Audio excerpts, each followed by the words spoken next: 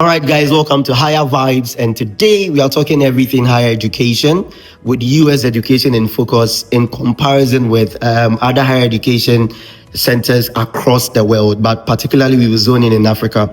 So to help me do this, I have with me some wonderful panelists here. They would introduce themselves. So from my immediate left, we have Raymond Encancer, serving as the graduate assistant for residential experience. And currently I'm a first year, second semester graduate student of the Master of Science Higher Education Administration program here in FI. All right, thank you so much, Raymond. We have a beautiful guest in the middle. She's shining. So I would let her introduce herself to and what she does here at FIU. Hello everyone, my name is Susan Wapa and I'm also a GA Housing and Residential Experience. I serve as an assistant residential experience coordinator in one of the buildings here in FIU. I'm also a graduate student of the Master of Science in Higher Education program. I'm a first year graduate student in my second semester. Thank you so much, Ruth. It's nice to have you. And we have our third panelist, who is no stranger on this very platform. Can you please introduce yourself, sir, and what you do here? Thank you. My name is Pius. I am a first year master student of the Higher Education Administration. I'm in my second semester. I also serve as the graduate assistant for the Student Experience Office, formerly known as the Campus Life. We are here today to deliberate on higher education with regards to that of the US and other nations, especially we are going to focus on Africa, and we'll be talking more with regards to Ghana because that's where we are coming from. All right, thank you so much, Pius, and that's good. So we set the ball rolling with our first question, and panelists, feel free. Anyone can talk at any time. Okay, now my first question is that how do the governance structures of higher education institutions differ between the USA and other countries? Okay, actually I'm going to talk in regards to the US and probably compared to Ghana. That's where I'm from. Over here in the US we have the board of trustees, and what they do is they do appoint the president of the university, and the president is similar to what we have in Ghana as the vice chancellor, and also aside the president who works hand in hand with the provost. Over here the provost is like the pro-vice chancellor in the universities in Ghana, and they do work hand in hand. The provost work directly under the president, and mostly the provost oversee the academic activities of the university. He handles that he oversees the faculty, the administrators, and the others. And we have the faculties. We have what else do we have? I think. Yes, so aside the faculties, I think we also have directors in various areas, in various departments, in housing, student affairs, and other things. And then also, I think the president here in the US differs from the vice chancellor because they are visible. Sometimes you even see them walking around campus. You can greet them. They host various programs for students. But back then in Ghana, you don't really see our vice chancellors. You don't see them moving around. You only see them during maybe graduation ceremonies and things like that. But here in the US, the presidents are very visible. You can even greet them, and they really talk to people. Yeah. What I can also add to what my colleagues have mentioned is that when it comes to appointment of vice chancellors in Ghana, students don't have a lot of say about it. But with regards to US, for example, Florida International University, students are sometimes invited to share their views about the person whom they are going to appoint. So recently there has been a change of our president, the new one that is coming. People's view are being taken into consideration. It makes it quite lively, at least you knew that this person is coming and this is what we said about this person, even though they are quite challenged in terms of how they do, but at least they make people know that this is the person and bring your views about the person who is come to handle this new position. So there's some kind of transparency in appointing vice president in USA, which is equally to that of the vice chancellor in Africa, especially in Ghana, when most of the times it is even dictated by political class of bringing their own people, so that decisions that they take, the vice chancellor will be the point for him or her to implement that. But here in USA, it is not like that. Yeah. Also, yeah. Also, we do have the director of student affairs, and aside the dean, we have dean here, who in Ghana we see as the father of students. When the students do run to whenever they have challenges or issues. Here we have director of student affairs, who is in charge of every office or every department that serves the needs of the students here in the US. And the dean also is still open as the father of students, but we have other offices, the academic student affairs, like we have the Disability Resource Center, Wow. we have Student Engagement Center, Peer Mentorship Center, Leadership Center, we have the Residential Life as well. They are all part. We have financial aid and other offices that are here to support students navigate college life successfully. Yeah, I just wanted to draw accidental back on what I was saying. So when he was talking about the recent appointment of the new presidency, I was surprised to see that we could also join the board of trustees meeting just to hear how they do things. I was very much surprised because back then in Ghana, if the board of governors or chancellors are meeting to have a discussion on the appointment of vice chancellors, you don't get to hear anything. You don't hear anything about it. You are not allowed to join or anything. But here in the US, you are allowed to join the meeting, allowed to speak your mind and things like that. So yeah.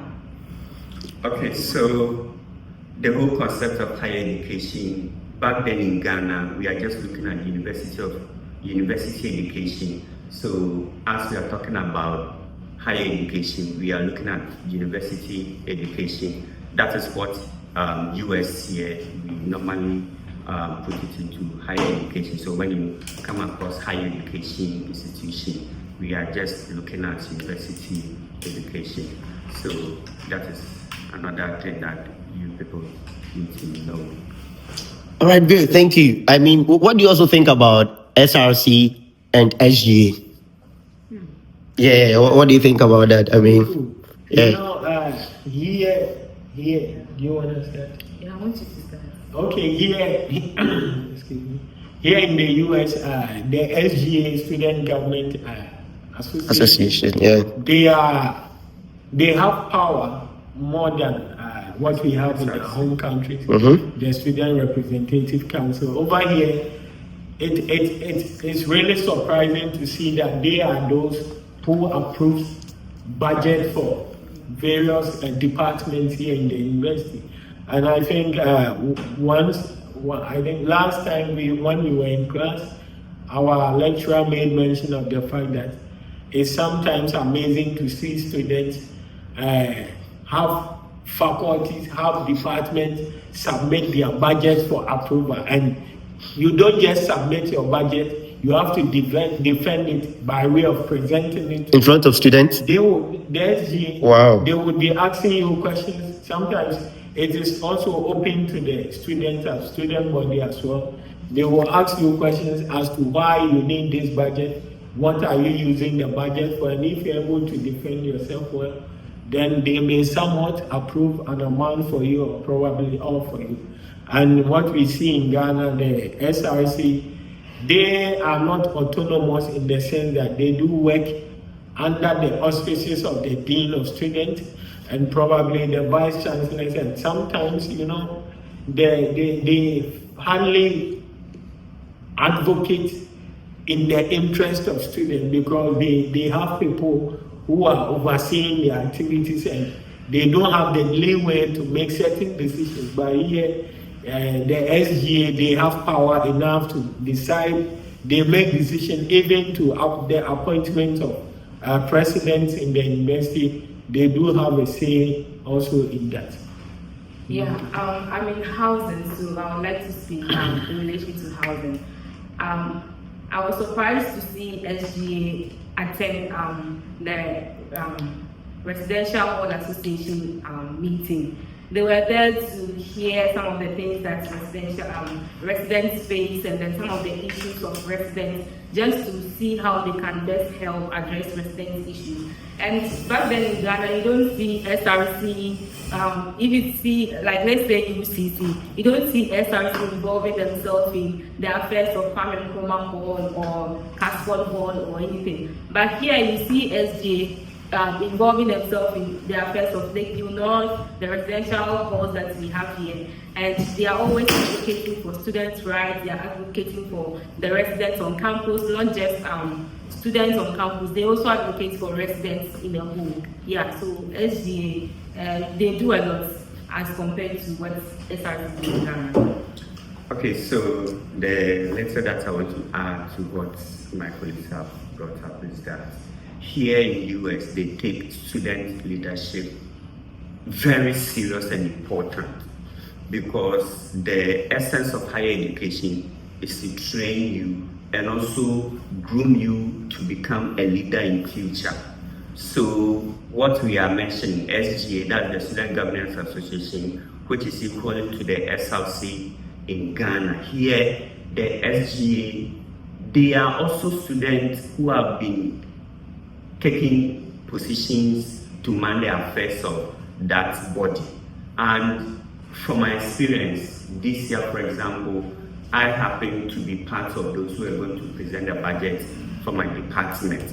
And I was surprised to hear students, the kind of questions that they were asking us, as if they were people from finance, accounting, everything that they were doing was fantastic, it was solid. And I remember one student who was in our department as a student leader questioning my boss, who is a doctor, how she arrived at that figure. And in fact, it was quite amazing, and it puts you in order to do good things and also try to groom people. So I think that there is something unique that back in Ghana they should start looking at. That it's not everything that we can let the politicians come in here, even though they do the politics, but you don't even see it like back there where people can speculate and it is coming live that yes, politicians, but here, fantastic job that they have been doing. I was very happy about that organization. And I wish I was even sitting on the panel. Adding to what Pius said, over here, they are much particular about students, in the sense that in Ghana we have the SRC overseeing students' welfare or whatever. Over here, aside the SGA who mans the affairs of every student here, we have the RHA, that is Residential Hall Association, as we said. They are managing the affairs of the residents, those who are residing on campus in the various halls of residents. They do advocate for them. They do programs that would build sense of belongingness and also build leadership, create, advocate for students in that regard. And so I see the students spearheading things as compared to Ghana, where I'm from, or where we are from, where most of the times we see those in authority doing things, and that they do what they do, or what they do, the effort they do put in I would say it's not all that sufficient because they don't know much about the needs of the students, saying they are not students. But over here, because the SGA, the RHA, they are all students, they understand the plight of students and are able to advocate for them in that regard. Yeah. All right, fantastic discussions all through. I mean, I'm loving this, and it's been insightful so far. Now, I just want us to move away from governance and structure a bit. I mean, there'll be episodes where we would zoom into particular offices, okay, where we would see what they do and how they help students. Let's now delve into access and affordability. How do tuition fees here and funding models, the way money comes through, the way money is given out, disbursed and everything, differ between the USA and maybe Ghana? That's a very good one. So here in the US, one thing is that every state is very different. You could be a citizen of the United States, but if you move from your state to a different state, you may be paying a high tuition. They have something we call out-of-state tuition. And once you are a student coming out of your state, you're gonna pay fees just like maybe international students are paying because you are not from that particular state. So students within the states, they have their tuition very low, but those coming out of state have a very high tuition. I was speaking to one of my assistants and she was telling me that for her being a resident here in Florida, she sometimes pay as low as $6,000 or $7,000. But people coming out of states, maybe from Georgia, from Georgia, from New York and other states, they pay as high as maybe $18,000, $36,000. Wow. Yes, once you are out of states, you pay more. So they look, it differs from state to state. I remember getting admission to a school in New Mexico, and the institution was somewhere around 5,000 something. And hearing my assistant saying that here you pay as low as 6,000, comparing 5,000 to 6,000 or 7,000. I still saw that as on the high side. So in the USA, they deal with states. It's based on states. So once you're out of state, you may be paying high tuition. And there are so many funding opportunities available here in the US.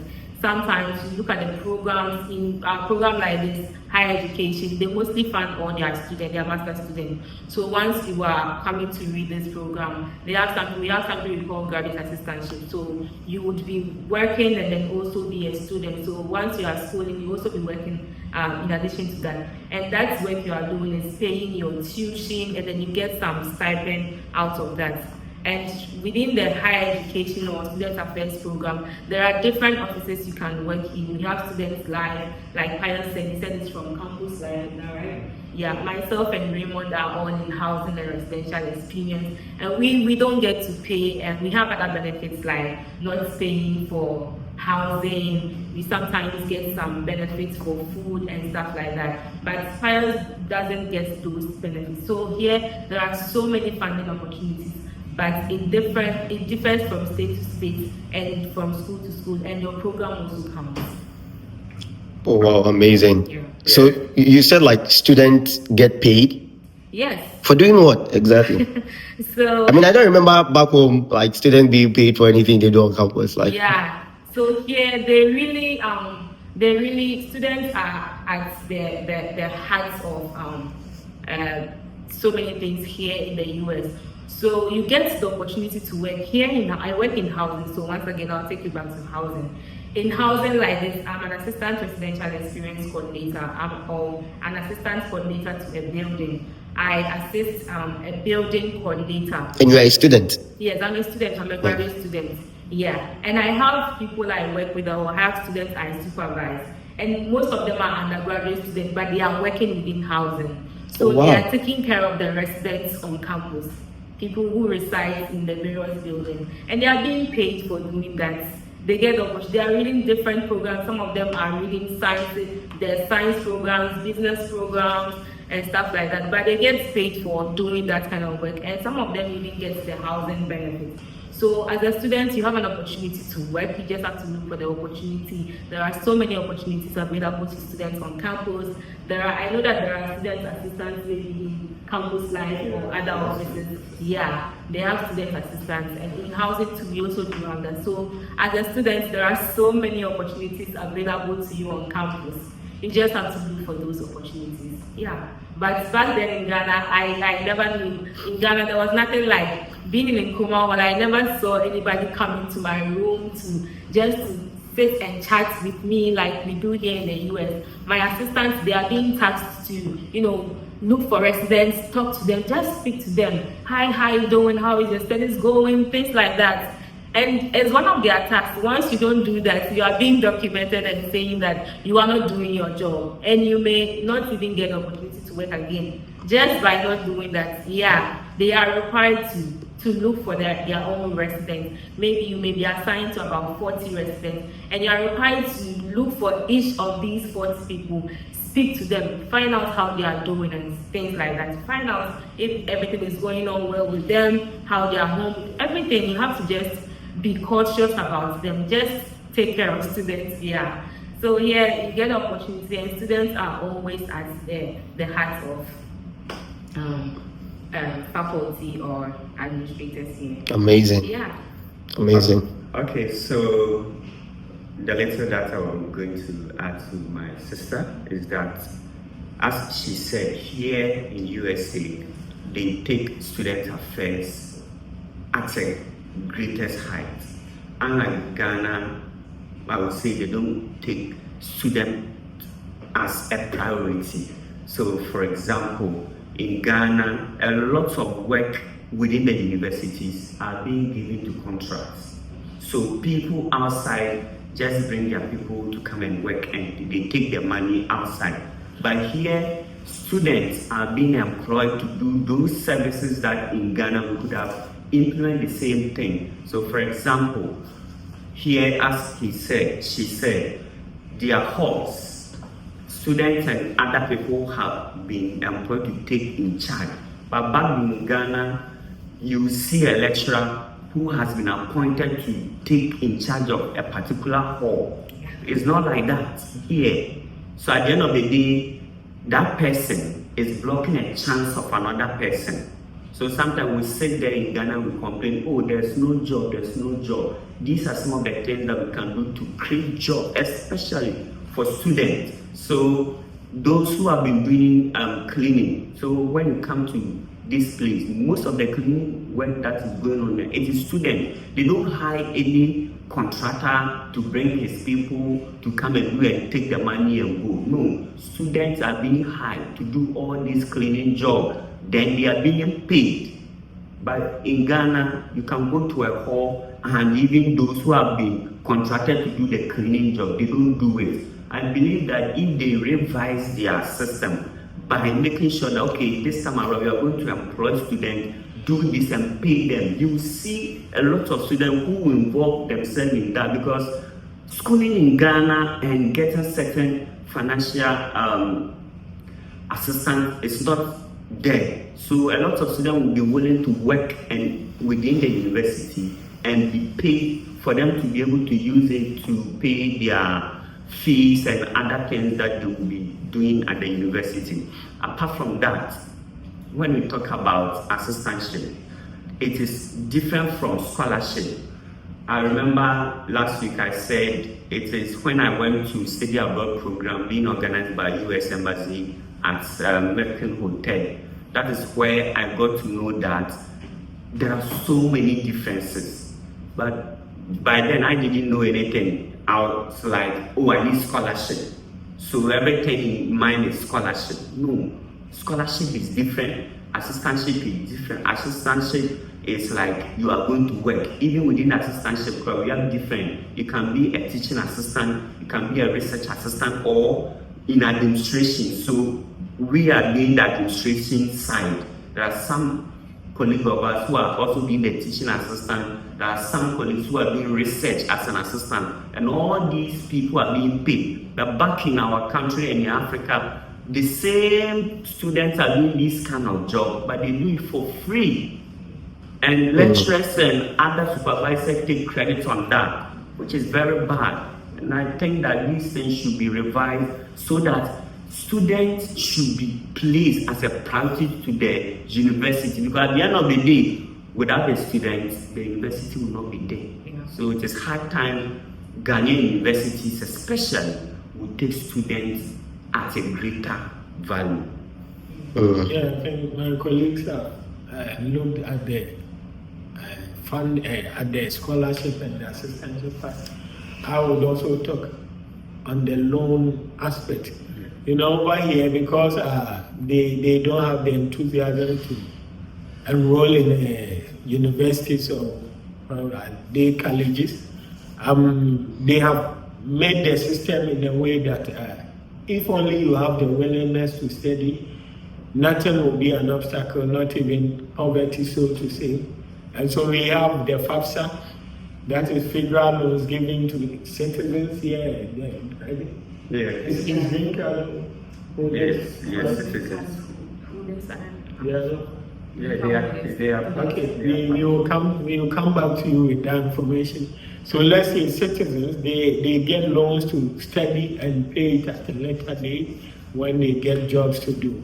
And also we have the Empower, we have other loans, Prodigy loans, who also support students, I think those in Africa here, those over here as well, who need monies to cater for their education. They do give out loans to be paid at later dates. And so what you need is your willingness to study, and definitely there will be a way in terms of funds to acquire your university education.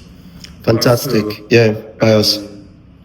One thing that I would say, back in Ghana, I saw it is really the same thing here, is student health. So I remember when I was in Legon, because I was a student, I usually go for hospital free.